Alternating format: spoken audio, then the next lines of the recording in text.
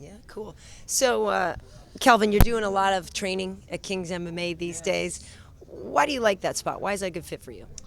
I've been around to a lot of gyms and trained with a lot of people, a lot of coaches. But Rafael Cordero really brings something to the training. Everybody in that gym just kind of feeds off his energy, and then we all just kind of unite together that energy, and it creates something crazy. We create some monsters in that gym. Well, there's always been kind of a very spiritual angle to his method of teaching as well. Is that something that you connect with? Absolutely.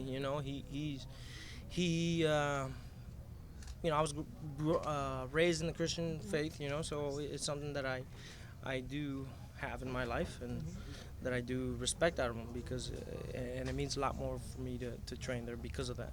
You seem to really be embracing your Latino side lately, much, much more. Why is that, or does it just seem that way to us, and you've always been that way? It's a little bit of both. Now that I've been able to travel and kind of learn my way around Latin America, I embrace it now, and the Latin people have treated me tremendously well. So I want to represent them and represent them well, because they've treated me well, and yeah. You have a big fight coming up. Can you talk a little bit about that? What do you make of Johnny Hendricks as an opponent? I mean, that's a tremendous step up in competition. Yes. Well, these are the kind of fights that I've wanted since I got in the UFC, But now I feel like I'm finally at that level where I can compete with the best guys in my division. So I feel perfectly comfortable taking this fight, and I feel like I'm just gonna, show what the future KG is all about. I've had a rough 2014. I mean, 15, and then I had a great 2014.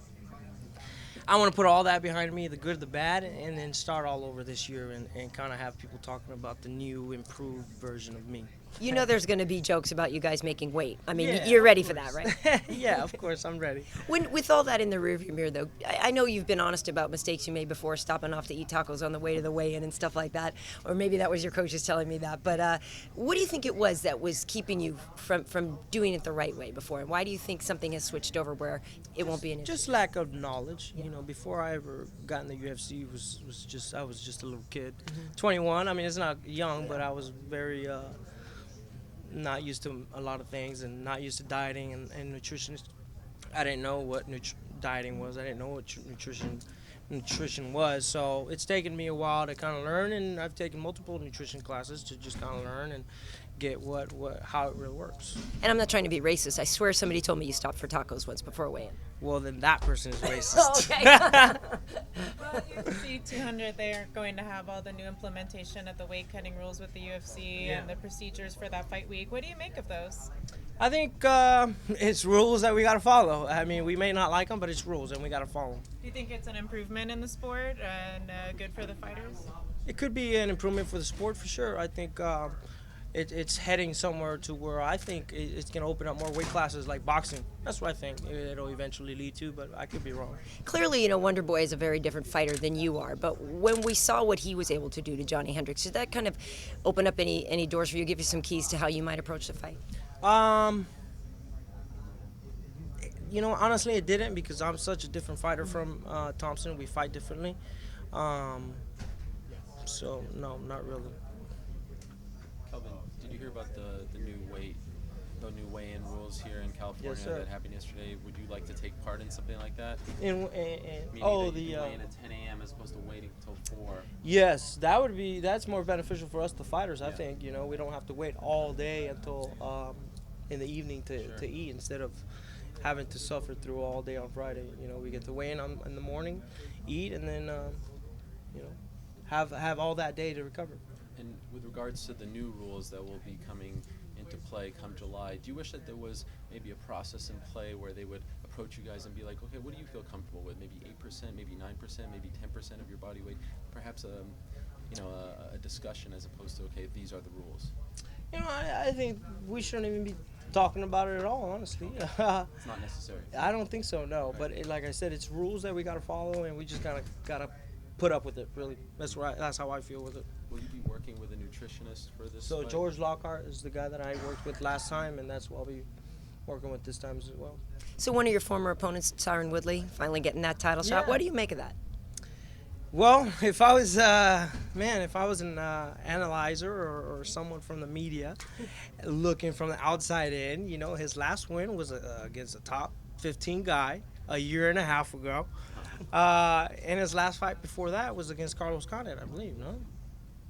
So, I mean, his last win was a split decision win against a top 15 guy a year and a half ago or longer. So, I don't know if that makes sense, but But you discount the win over Carlos Condit? no. Absolutely not. Yeah. But do I think he deserves a title shot? Probably not right now. Until I think he needs to beat somebody like Rory McDonald, somebody like Damian Maia.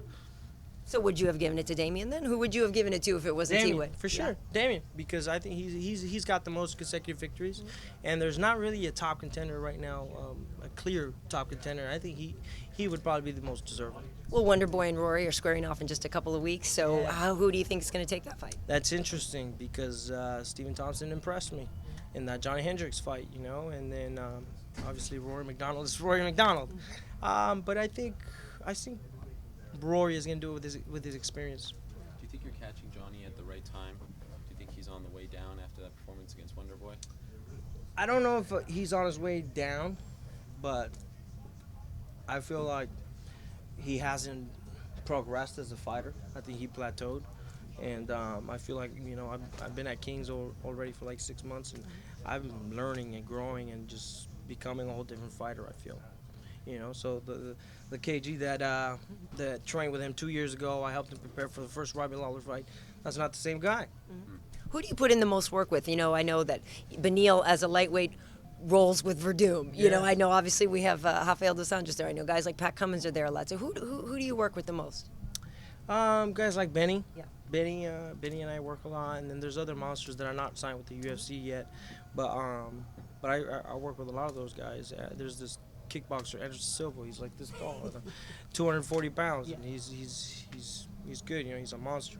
But there's just different guys that not a lot of people know, but they're monsters inside there. Everybody in that gym's a monster. Kelvin, just curious if you had any thoughts about the passing of Muhammad Ali.